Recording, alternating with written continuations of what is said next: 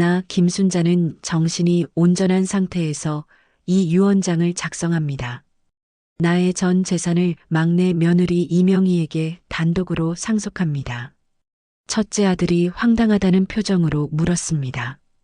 네, 며느리한테 전부를요? 뭐 얼마나 된다고. 변호사까지 불러서 이러는 거예요. 200억입니다. 평범해 보이던 시어머니가 돌아가신 후 유언장이 공개됐습니다. 그런데 그 내용이 전 재산 200억 막내 며느리에게 단독 상속한다. 새 아들은 그 자리에서 얼어붙었습니다. 200억? 엄마가 그렇게 많은 돈이 있었어? 아무도 몰랐습니다. 시어머니가 그렇게 큰 자산가였다는 사실을. 자식들은 어머니가 돌아가셨다는 충격보다 어머니가 200억대 부자였다는 사실, 그리고 이 모든 재산을 막내 며느리에게 단독 상속했다는 사실에 모두 충격을 받았습니다. 그날 남편은 집으로 돌아와 재혼한 아내 앞에 무릎을 꿇었습니다. 미안해, 정말 미안해. 내가 잘못했어. 여보, 대체 이 가족에게 무슨 일이 있었던 걸까요? 지금부터 그 이야기를 들려드리겠습니다. 먼저 이 가족의 구조를 말씀드릴게요. 아내 이명희 63세입니다. 재혼이에요. 제법 잘 나가는 이불 공장을 운영하고 있습니다. 전 남편과의 사이에 딸 둘을 두고 있습니다.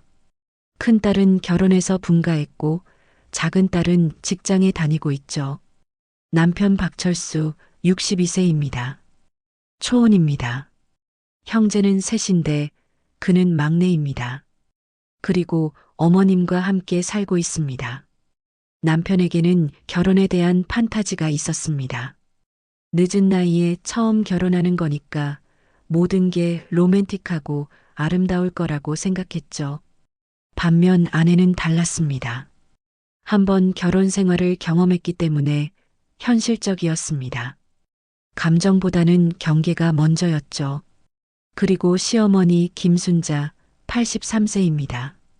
작고 낡은 아파트에서 혼자 사시는 평범한 노인으로 보였습니다. 아들들도 며느리도 모두 그렇게 생각했습니다. 시어머니는 검소하게 사셨습니다. 옷도 시장에서 사 입고 외식도 거의 안 하셨죠. 마트에서 할인하는 날에만 장을 보시고 전기세 아끼려고 에어컨도 잘 안 트셨습니다. 아들들이 용돈을 드리려고 하면 손사래를 치셨어요. 아니야, 엄마 돈 충분해. 너희가 쓰렴. 아들들은 이런 어머니를 대수롭지 않게 여겼습니다. 엄마는 그냥 평범한 노인이지. 재산이라고 해봐야 저 낡은 아파트 한 채? 첫째 며느리는 시어머니와 별로 친하지 않았습니다. 지금은 남편과 별거 중이라 더더욱 연락이 없었죠. 둘째 며느리는 이혼하고 완전히 연락을 끊었습니다. 그래서 시어머니 곁에 남아있는 며느리는 막내 며느리, 이명희 단 한 명뿐이었습니다. 하지만 시어머니에게는 아무도 모르는 비밀이 있었습니다. 이 가족 이야기를 시작하시기 전에 구독, 좋아요, 알림 설정을 부탁드립니다. 남편 박철수는 초혼이라 결혼에 대한 환상이 컸습니다. 결혼했으니까 모든 게 내 거지 아니 우리 거야. 부부는 한 몸이라 생각을 했습니다. 그는 아내의 재산, 차, 카드까지도 부부의 공동 재산이라고 생각했습니다. 아내가 전 남편과의 이혼 과정에서 받은 위자료로 산 차도 우리 집 차라고 생각했죠. 아내 명의의 예금 통장도 우리 집 돈이라고 생각했습니다. 하지만 아내는 달랐습니다. 재혼이었기 때문에 경계심이 강했죠. 내 것은 내 것이에요. 당신 것은 당신 것이고 모든 것을 확실하게 하는 편이었습니다. 남편은 이런 아내가 이해되지 않았습니다. 부부가 이렇게까지 선을 그어야 해? 그럼 뭐하러 결혼했어? 아내는 이 부분만큼은 냉정했습니다. 선을 안 그으면 나중에 문제가 생겨요. 전 그걸 경험했어요. 당신은 첫 결혼이니까 모르시겠지만 재산 문제는 명확히 해둬야 해요. 남편은 속상했습니다. 자기를 믿지 못하는 것 같았거든요. 이 두 사람은 늘 이런 식이었습니다. 가치관 충돌이 반복됐죠. 그래도 일상은 평온하게 흘러갔습니다. 큰 싸움 없이 그냥 그렇게 살았습니다. 그런데 어느 날 이 평온을 깨뜨리는 사건이 터집니다. 남편이 아내의 명예차를 멋대로 시어머니에게 이용하라고 아내 회사 기사까지 붙여주는 사건이 터졌습니다. 어느 봄날이었습니다. 시어머니가 병원을 자주 다니셔야 하는 상황이 됐습니다. 무릎이 안 좋아지셔서 정형외과를 다녀야 했거든요. 남편은 걱정이 됐습니다. 엄마가 혼자 버스 타고 병원 가시는 건 힘드실 텐데. 그래서 생각했죠. 우리 차를 쓰시면 되지 뭐.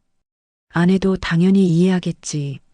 남편은 아내에게 물어보지도 않고 아내 명의의 차를 이용하라고 기사 전화번호를 시어머니에게 건넸습니다. 어머니, 저희 집 차 쓰세요. 병원 다니실 때 편하시게요. 시어머니는 처음엔 사양했습니다. 아니야, 괜찮아. 내가 버스나 택시 타고 다니면 돼. 왜 쓸데없이 수진 엄마 차를 이용해. 하지만 남편이 강하게 권했습니다. 어머니, 그냥 쓰세요. 우리 그 차 자주 운행하네요. 기사 놀리면 뭐해요. 어머님 병원 가실 때 기사 불러서 가세요.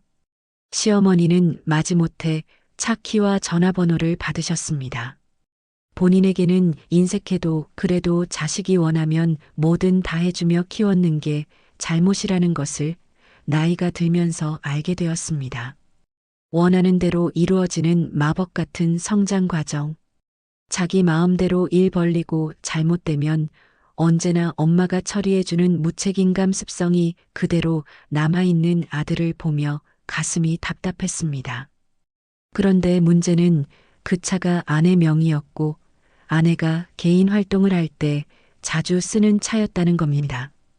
아내는 그 사실을 며칠이 지나서 알게 됐습니다. 차고에 차가 없었거든요. 당황해서 남편에게 전화했습니다. 여보, 우리 차가 없어졌어요? 남편은 태연하게 대답했습니다. 아, 엄마가 병원 다니셔야 해서 김 기사에게 엄마 모시고 다니라고 키 줬어. 아내는 순간 화가 치밀어 올랐습니다. 당신, 내 차를 왜 멋대로 어머니한테 줘요? 남편은 어이없다는 표정이었습니다. 엄마가 아프신데 그 정도도 이해 못해? 이해의 문제가 아니라 허락을 받아야죠. 그게 내 차예요. 부부 사이에 그게 뭐가 중요해?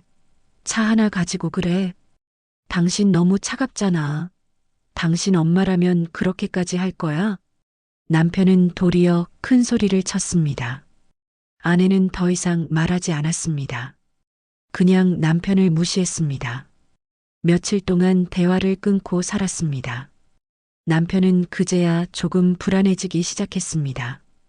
내가 뭔가 크게 잘못한 건가? 차 하나 가지고 이렇게까지 화를 낼 일인가?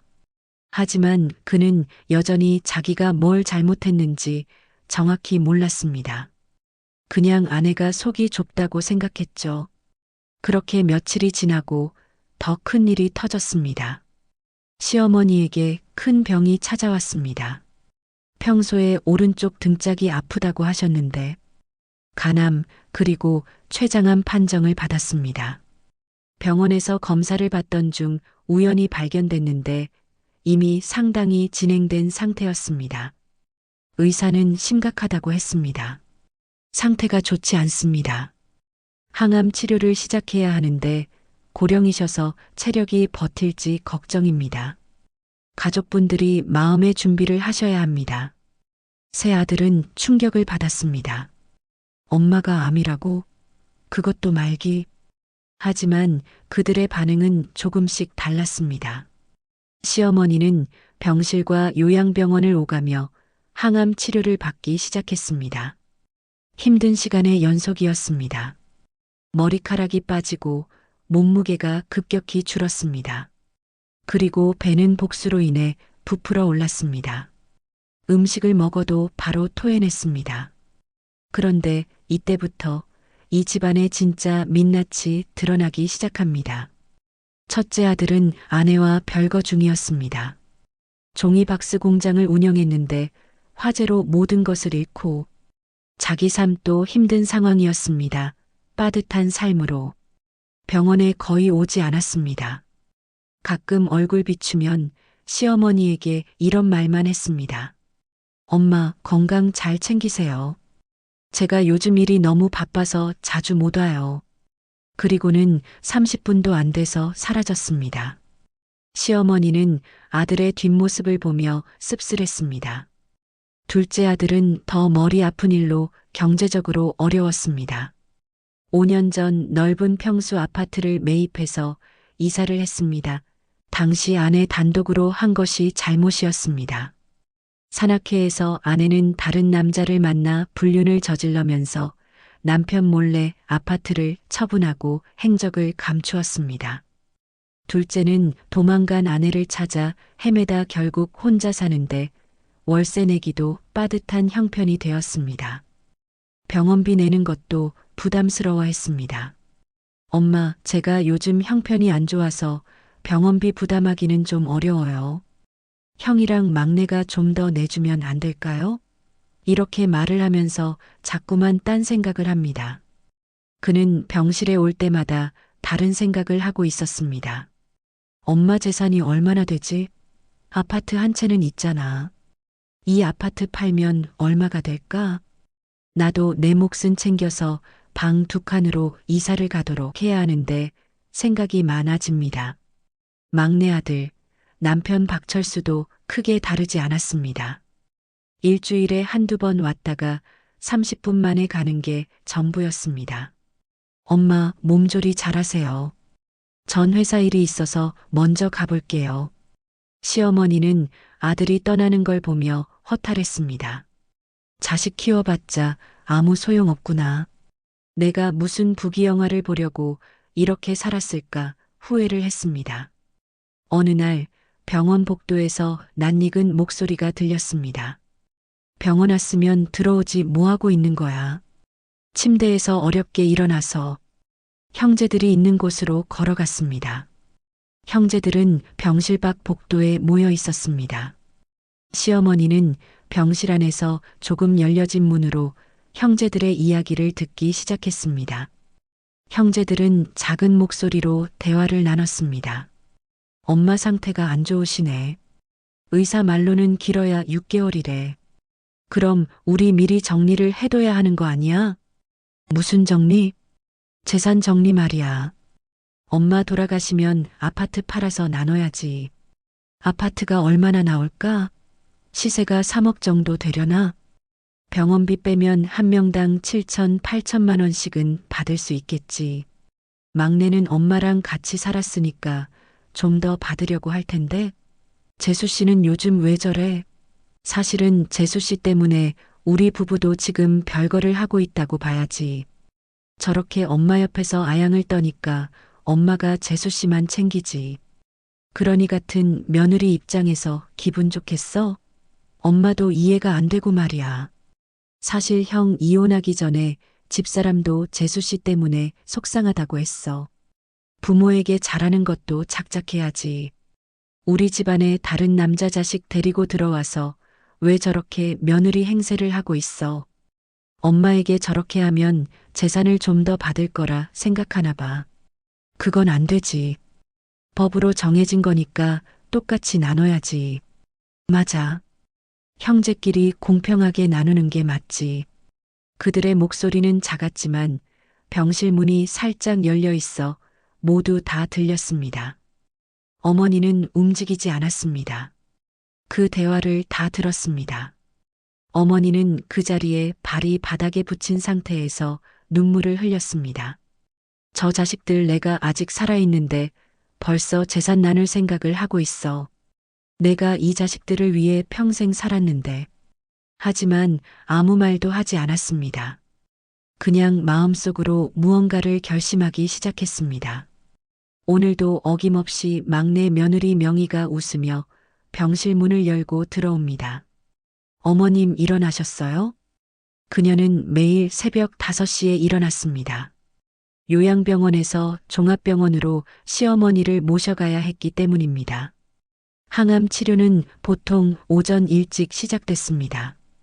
명희는 새벽같이 요양병원에 가서 시어머니를 깨웠습니다. 어머니, 일어나세요. 병원 가셔야죠. 시어머니는 힘들게 눈을 떴습니다. 몸이 천근만근이었습니다. 명희는 시어머니의 옷을 갈아입히고 세수를 시켜드렸습니다. 그리고 휠체어에 모시고 차에 태웠습니다. 병원까지 1시간 거리였습니다. 항암 치료는 고통스러웠습니다. 약물이 몸에 들어가면서 구토가 시작됐습니다. 시어머니는 참을 수가 없었습니다. 수진애미야 화장실. 명희는 재빨리 시어머니를 화장실로 모셨습니다. 하지만 미처 화장실에 도착하기 전에 토해버리는 경우가 많았습니다. 옷에, 바닥에, 심지어 명희의 옷에도 묻었습니다. 시어머니는 미안해서 울었습니다. 수진애미야 미안하다. 정말 미안해. 명희는 웃으며 말했습니다. 어머니, 괜찮아요. 이거 금방 닦으면 돼요. 천천히 하세요. 그리고는 시어머니의 옷을 갈아입히고 몸을 닦아드렸습니다. 자기 옷은 나중에 처리했습니다. 명희는 시어머니의 머리카락이 빠지기 시작하자 부드러운 모자를 사다 드렸습니다. 어머니, 이거 쓰보세요. 따뜻하고 부드러워요. 그리고 나 좀 볼래요 하며 똑같은 모자를 꺼집어내어 쓰면서 커플 모자라며 깔깔거리며 웃습니다. 시어머니는 눈물을 흘렸습니다. 수진애미야 고맙다. 내가 아니었으면 나 어쩔 뻔했어. 명희는 손을 꼭 잡았습니다. 어머니, 사람 생각보다 오래 삽니다. 힘내세요. 우리 아직 갈 길 멀어요. 시어머니는 그 순간 가슴이 뭉클했습니다. 이 사람만이 진짜 나를 사람으로 대해주는구나. 아들들은 나를 짐으로 생각하는데 며느리만이 나를 사람으로 대해줘. 시어머니는 그날부터 마음속으로 결심했습니다. 내가 가진 모든 것, 이 며느리에게 남기겠다. 시어머니에게는 숨겨진 200억 이상 자산이 있습니다. 그러니까 시어머니 김순자는 평범한 노인이 아니었습니다. 아무도 몰랐죠. 시어머니의 젊은 시절 이야기를 해드려야 할 것 같습니다. 시어머니는 1942년생이었습니다. 젊었을 때 남편과 함께 작은 가게를 운영했습니다. 그 시절에는 돈을 벌면 땅을 샀습니다. 1970년대 강남이 개발되기 전이었습니다. 시어머니는 강남 일대의 땅을 여러 필지 샀습니다. 그때는 아무도 그 땅의 가치를 몰랐습니다.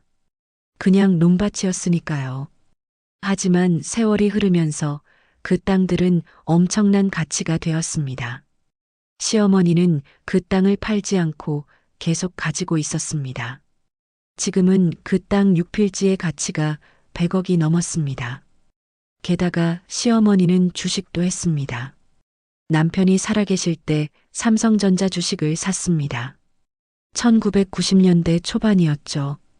그때 산 주식을 30년 넘게 보유했습니다. SK 하이닉스 주식도 있었습니다. 지금 시가로 따지면 70억이 넘었습니다. 그리고 더 놀라운 건 비트코인이었습니다.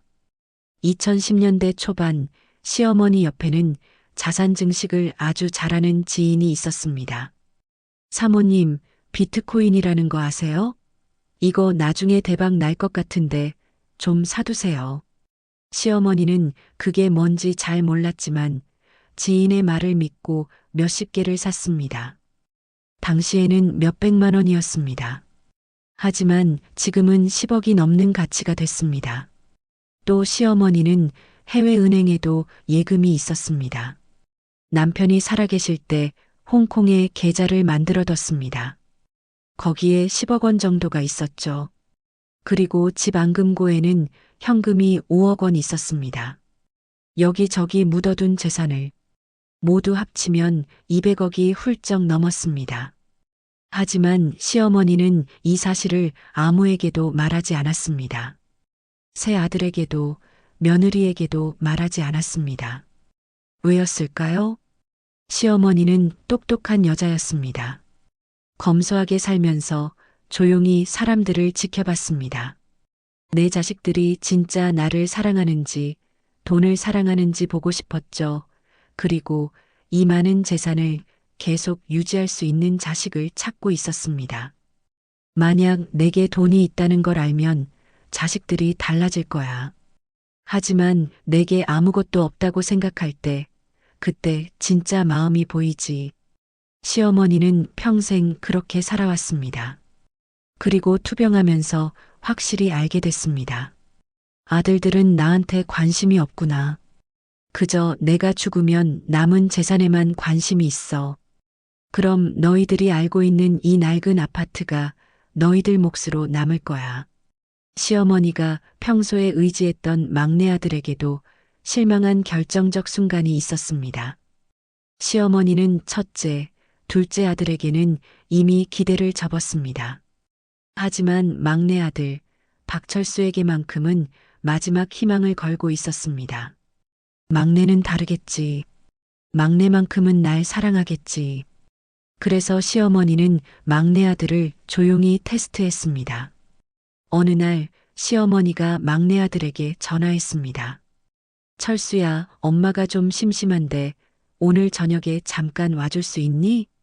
남편은 대답했습니다. 엄마, 저 오늘 친구들이랑 약속 있어서요. 다음에 갈게요. 그럼 내일은 어때?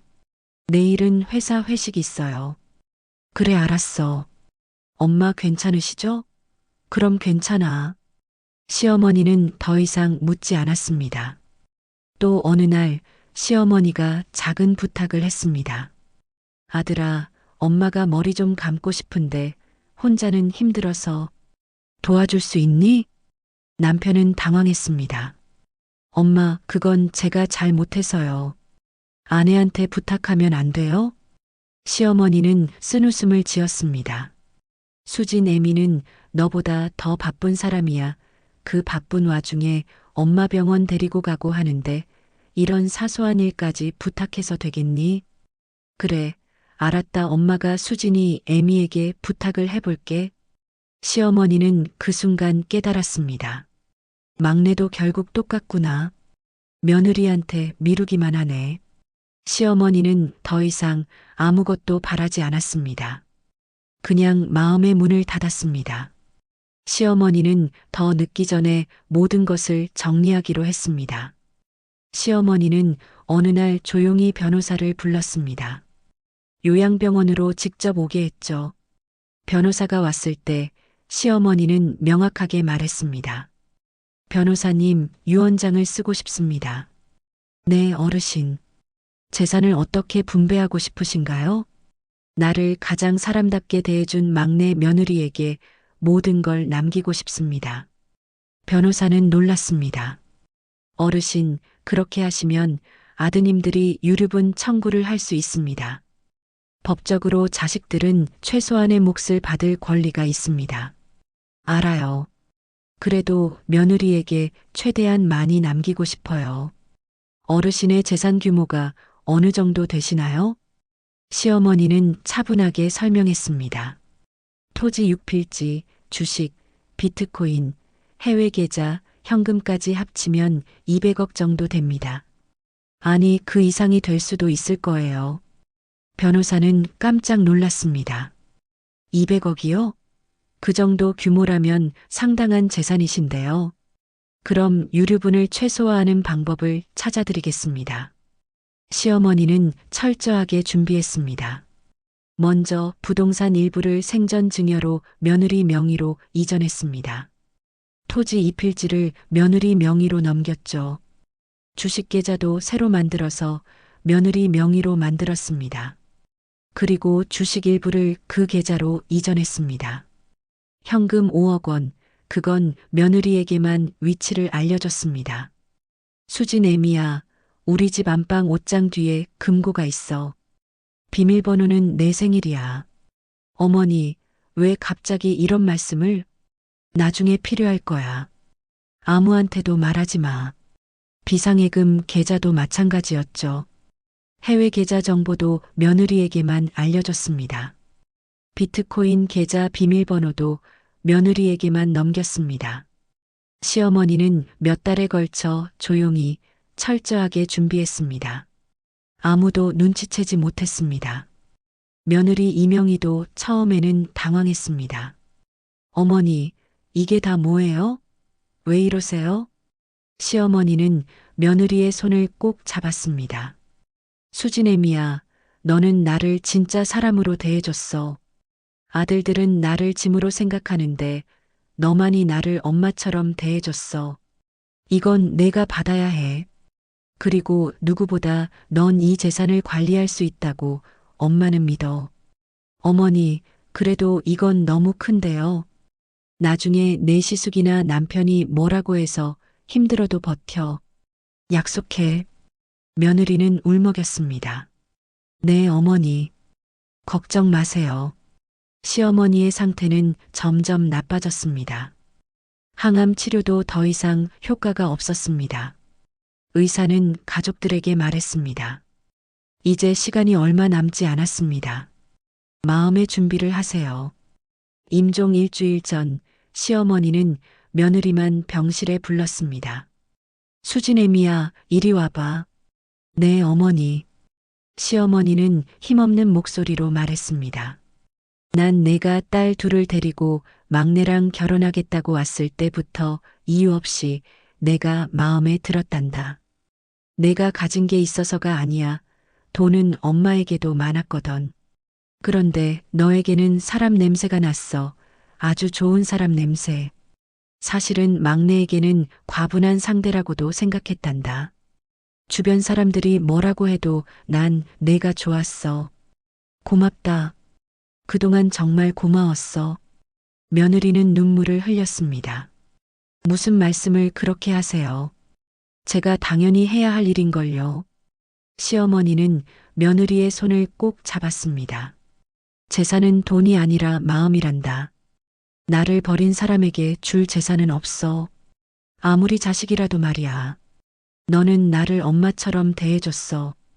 그게 얼마나 고마웠는지 몰라. 명희는 울면서 대답했습니다. 어머니, 저도 어머니를 진짜 엄마처럼 생각했습니다. 어머님의 사랑은 저희 친정 엄마에게도 못 받은 큰 사랑이었어요. 나중에 힘들어도 내가 받아야 해. 약속해. 네, 어머니. 약속할게요. 걱정 마세요. 그리고 사흘 후 시어머니는 조용히 눈을 감으셨습니다. 며느리가 손을 잡고 있었습니다. 시어머니는 마지막 순간 며느리를 보며 희미하게 미소 지었습니다. 그리고 영원히 눈을 감으셨습니다. 장례식은 조용하게 치러졌습니다. 새 아들이 상주를 맡았습니다. 하지만 그들의 마음속에는 다른 생각이 있었습니다. 장례 끝나면 재산 정리해야지. 아파트 팔면 얼마나 나올까? 막내가 더 받으려고 하면 안 되는데. 며느리 명희는 조용히 장례를 도왔습니다. 조문객을 맞이하고 음식을 준비하고 뒷정리를 했습니다. 사무제까지 마치고 모든 절차가 끝났습니다. 그리고 그날 오후 변호사가 나타났습니다. 변호사가 가족들을 모두 모았습니다. 거실에 새 아들과 며느리가 앉았습니다. 변호사가 서류 가방을 열며 말했습니다. 고인의 유언장을 공개하겠습니다. 형제들은 별 기대 없이 앉아 있었습니다. 아파트 한 채 팔면 얼마나 나올까? 2억? 3억?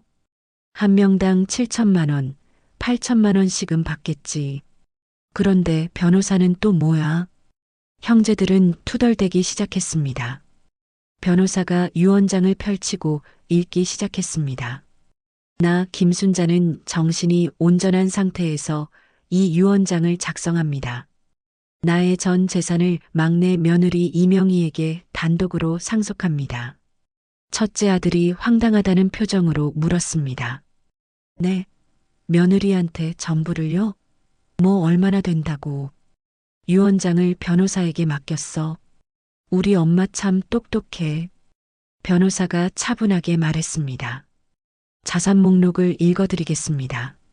강남 일대 토지 6필지, 현재 시가 약 100억 원. 둘째 아들이 의자에서 벌떡 일어났습니다. 100억? 지금 뭐라고 하신 거예요? 변호사는 계속 읽었습니다. 삼성전자 주식 3만 주, SK하이닉스 주식 2만 주, 현재 시가 약 70억 원. 비트코인 35개, 현재 시가 약 10억 원. 홍콩 은행 예금 10억 원. 현금 5억 원. 현재 거주 중인 아파트 포함하면 총 자산 약 200억 원입니다. 거실이 순간 얼어붙었습니다. 첫째 아들이 소리쳤습니다. 200억? 말도 안 돼. 엄마가 그렇게 많은 돈이 있었다고요? 둘째 아들도 믿을 수 없다는 표정이었습니다. 우리한테는 한마디도 안 하시고, 왜요? 그리고 왜 며느리한테만 줘요? 우리는 친아들인데. 변호사가 차분하게 대답했습니다. 고인께서 평생 모으신 자산입니다. 그리고 유언장에 명확히 명시되어 있습니다. 첫째 아들이 화를 냈습니다. 이건 무효예요. 우리는 법적으로 유류분을 청구할 권리가 있어요. 변호사가 고개를 끄덕였습니다. 그 부분도 고인께서 예상하셨습니다. 생전 증여로 이미 상당 부분이 며느리 명의로 이전됐고 유류분을 청구하셔도 받으실 수 있는 금액은 제한적입니다. 둘째 아들이 답답하다는 표정이었습니다. 그래도 우리가 받을 수 있는 건 받아야죠. 막내 아들 박철수는 그 자리에서 말을 잃었습니다. 전기세 아까워 에어컨도 안 켜신 분이, 도시가스비 아까워 냉방에 계셨던 분이 200억 자산가라고. 엄마가 그렇게 큰 부자였어? 왜 나한테는 한마디도 안 하셨어? 내가 어머니를 모시고 살았는데? 그리고 왜 며느리한테만? 그는 충격에 빠져 아무 말도 할 수 없었습니다. 변호사가 봉투 하나를 꺼냈습니다. 고인께서 막내 아드님께 편지를 남기셨습니다. 남편은 떨리는 손으로 편지를 받았습니다. 편지를 펼치자 시어머니의 글씨가 보였습니다. 철수야, 엄마가 너한테 실망했어. 너는 엄마를 사랑한 게 아니라 그냥 의무감으로 대했어. 수진애미는 달랐어. 수진애미는 나를 진짜 엄마처럼 대해줬어. 너도 알겠지만 수진애미가 엄마에게 얼마나 잘했니? 재산은 피가 아니라 마음으로 가는 거야. 엄마를 용서해라. 하지만 이게 엄마의 선택이다. 남편은 편지를 읽고 그 자리에서 무너졌습니다. 형제들은 계속 항의했습니다. 이건 말이 안 돼요. 우리가 소송을 걸겠어요. 며느리 명의는 조용히 앉아 있었습니다. 변호사가 말했습니다. 유류분 청구는 하실 수 있습니다. 하지만 받으실 수 있는 금액은 전체의 일부입니다. 형제들은 화가 나서 집을 나갔습니다. 남편 박철수는 그 자리에 주저앉아 있었습니다. 며느리 명의도 조용히 앉아 있었습니다. 한참 후 남편이 입을 열었습니다. 200억 엄마가 그렇게 큰 부자였어. 그런데 왜 나한테는 아무것도 안 남기셨을까? 며느리가 조용히 대답했습니다. 여보, 어머니는 평생 지켜보신 거예요.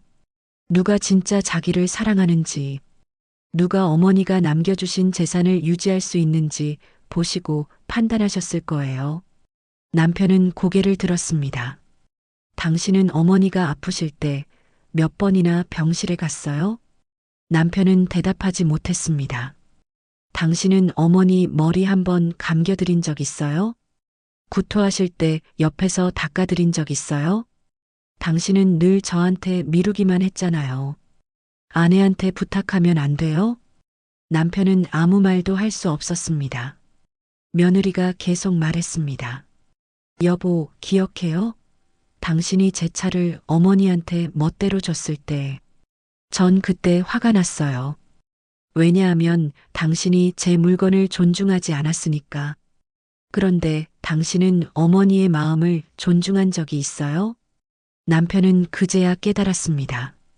아내가 아내한테 했던 것처럼 엄마한테도 했구나.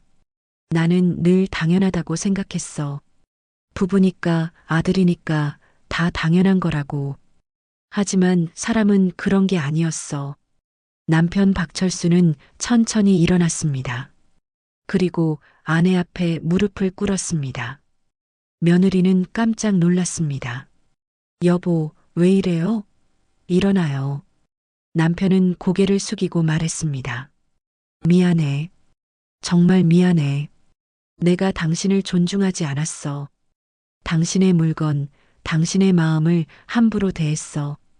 그리고 엄마도 마찬가지였어. 나는 아들이니까 당연하다고 생각했어. 하지만 그게 아니었어. 며느리는 남편을 보며 눈물을 흘렸습니다. 남편이 계속 말했습니다. 당신은 엄마를 진짜 엄마처럼 대해줬어.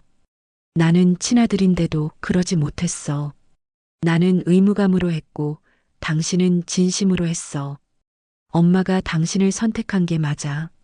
나는 자격이 없었어. 며느리가 남편의 손을 잡았습니다. 여보, 일어나요. 이제 일어나요. 남편은 눈물을 흘리며 일어났습니다. 그리고 아내를 꼭 안았습니다. 미안해, 정말 미안해. 이제부터는 달라질게. 약속할게. 며느리도 남편을 안으며 말했습니다. 우리 다시 시작해요. 그날 이후 남편 박철수는 정말로 변했습니다. 아내의 물건에 함부로 손대지 않았습니다. 작은 일도 물어봤습니다. 여보, 이거 써도 돼? 이거 해도 될까? 아내는 남편이 진심으로 변하는 걸 느꼈습니다. 며느리 명희는 시어머니가 남긴 재산을 혼자 독차지하지 않았습니다. 형제들이 유류분 소송을 걸었지만 명희는 적당히 나눠줬습니다. 각 형제에게 10억씩 줬습니다. 형님들, 저도 가족이니까요. 어머니도 이걸 원하실 거예요. 형제들은 그제야 고개를 숙였습니다. 재수 씨 고맙습니다. 우리가 잘못했습니다. 명희는 남은 재산으로 요양원에 기부도 했습니다. 시어머니의 이름으로요. 그리고 남편과 함께 이번에는 서로를 존중하며 새로운 삶을 시작했습니다. 여러분, 시어머니는 왜 평생 재산을 숨기고 살았을까요? 바로 사람의 진심을 보기 위해서였습니다. 돈이 있다는 걸 알면 사람들은 돈을 보게 됩니다. 하지만 아무것도 없다고 생각할 때 비로소 진짜 마음이 보입니다. 시어머니는 그걸 알았던 겁니다. 그래서 평생 검소하게 살며 지켜봤습니다. 누가 나를 진짜 사랑하는지, 누가 나를 사람으로 대해주는지, 그리고 결국 알게 됐습니다. 피는 물보다 진하다고 하지만 때로는 그렇지 않습니다. 가족은 피로 연결되는 게 아니라 마음으로 연결됩니다. 상속은 재산을 나누는 문제가 아니라 평생의 관계를 보여주는 거울입니다. 남편 박철수는 그날 무릎을 꿇고서야 깨달았습니다. 자기가 평생 당연하다고 생각했던 것들이 사실은 당연한 게 아니었다는 걸. 사람의 마음은 돈으로 살 수 없습니다. 존중과 사랑으로만 얻을 수 있습니다. 여러분도 한번 생각해 보세요. 내가 지금 소중한 사람들에게 어떻게 대하고 있는지, 당연하다고 생각하고 함부로 대하고 있지는 않은지, 진심으로 존중하고 있는지, 그 답이 나중에 모든 걸 결정합니다. 오늘 영상이 도움이 되셨다면 좋아요와 구독 부탁드립니다. 다음 영상에서 또 뵙겠습니다. 감사합니다.